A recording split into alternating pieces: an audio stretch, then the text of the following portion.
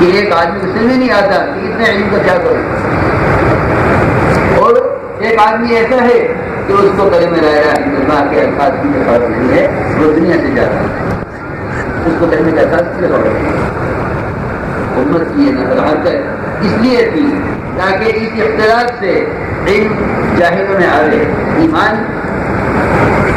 ان لوگوں میں پہنچے جو ایمان کے بغیر دنیا سے جا رہے ہیں۔ یہ اصل بات ہے، لیکن آج کل آگے ہیں اس وقت نہیں نکل رہے ہیں، واپس اجتماعی کام میں مدد کریں، جنگل سے لکڑی کر لا سکتے ہیں جہنم کی طرف۔ یہ کہتا ہے حلال کمانا عبادت ہے، اللہ پوچھے کہ دوسرے قائم ایسا نہیں ہے کہ حلال کمانے والے کو یوں ہی انبیاء اور شہداء کے ساتھ شامل کرتے ہیں، ایسا نہیں ہے۔ صحابہ کرام نے اس دین کی محنت کے مقابلے میں حلال کمانے کو ہمیشہ جرم سمجھا ہے۔ آپ سے اٹھا کے دیکھو، ذرا ٹھنڈے دماغ سے پڑھو صحابہ کو، پتہ چلے گا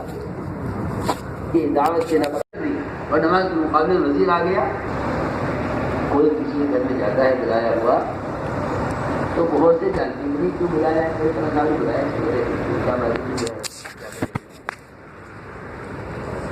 ابھی تو ہم جانتے بھی نہیں کہ مسجد کے اعمال کیا ہیں، مجھ پر مسجد کی کیا ذمہ داری ہے۔